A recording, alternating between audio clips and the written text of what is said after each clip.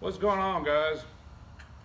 Tony and I just got finished doing a partial teardown on this motor, and you'll see that in the video that we did yesterday. And just trying to figure out what's going on with this thing, what's in it, what we're going to need to do to it. And of course, first thing we found out was, it's missing the push rods, and got a rod that looks like might be bent a little bit. But we're going to go ahead and strip this thing all the way down. We're going to check all the tolerances, the clearances, recheck all the rods and everything, and get a list together to see what we're going to need. I know we're going to change the oil pan to a deeper oil pan. We're probably going to change the cam out,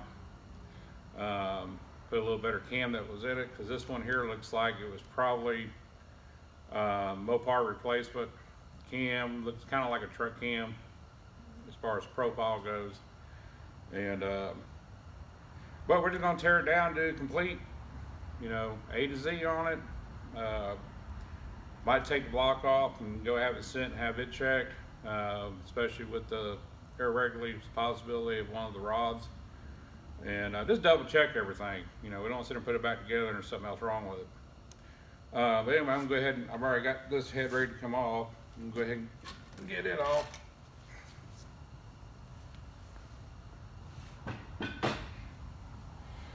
But like I said, there's a lot of good parts in this thing, but we're gonna try to make it run better.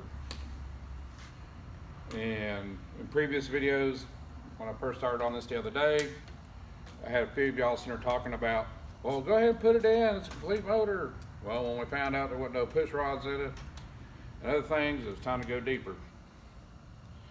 And like stated in the video yesterday with Tony, it would have been kind of messed up throwing it in there and it wouldn't start because there wasn't no push rods in it. So you always want to check. You never know. Unless this thing, you go buy it and you see it running, either on engine stand or a dyno, always check it out. Because, basically it's sight on scene. It can look good, but you never know. You can always dress a pig up. Only thing I like about these studs, man, it's hard to get gaskets on and off.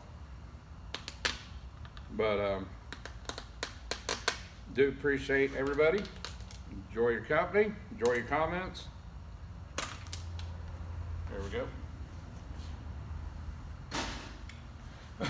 But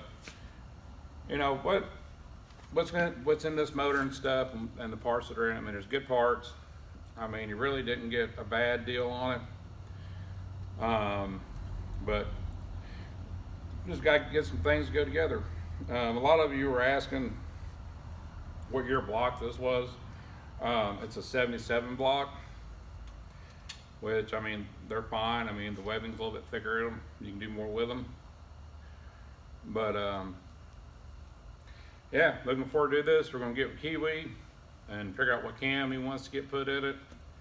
And the water pump housing had a little crack on the top of it. It could probably be fixed, but we're going to see about replacing that. Maybe go with an aluminum water pump housing. And this thing's going in this car. We want it right. And we want it to run good. We don't want to sit there and put it together and all of a sudden there's an issue. Like for me, it's like one and done, even though always it doesn't happen. And but other than that, there's good parts in it. It's got a forge crank in it. It's got 30 over pistons in it. They're engine power pistons. And but we'll just kind of take it from there. We're going to go through carbs, make sure they're good. They're brand new, but you always want to double check them.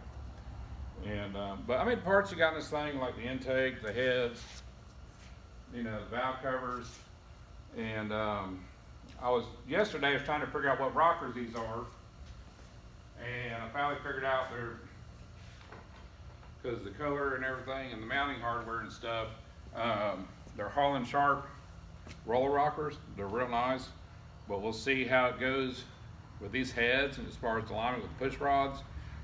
We might have to make the hole a little bit bigger in the head, a little bit more clearance for the push rods, depending which ones we get. But like I said, you got a lot of good parts in it and with it. Now we just gotta make sure it's gonna be right. But anyway, continue watching. This is gonna be a build with Tony and myself. So you're gonna probably see some content going back and forth on both our channels at the end of the day. And then once Kiwi gets the car ready, and then we get the motor ready and everything, Kiwi's gonna bring the car here, and we're gonna do the install and the fire up here, unless we get this thing running, we get it on Dallas's motor stand, and we can possibly do a fire up there. But I'm also kind of curious what horsepower this thing's gonna make when we get done with it. So I might talk to a friend of mine that's got a dyno stand here in the area and see what we can work out with that. Now, in the other video we stated, I mean, these are nice pistons and everything, but they're not zero deck. They're about 60, 70 thousandths below the block.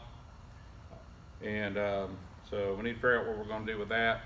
If we're gonna leave it like that, or maybe we're gonna take the block in and have it shaved down a little bit, bring the compression up.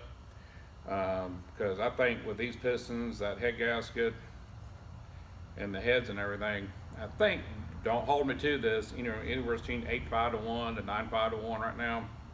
So we want to give this thing a little bit more ump. But stay tuned, there's going to be videos off and on this on my channel and on Tony's, so go watch both of ours. Turn around, go to Kiwi Classic Customs, and check him out. He's got a lot of good stuff out there. And look for y'all coming along with us for the build on this. And of course, we still got Slag Hammer to do. Plan Z's almost ready to rock and roll. And I heard some rumors there might be something happening here in the next couple of weeks with it. So stay tuned for that. And other than that, guys, I'm gonna get back to work. I'm gonna finish tearing this thing down. So anyway, y'all have a good one, and I'll see you down the road.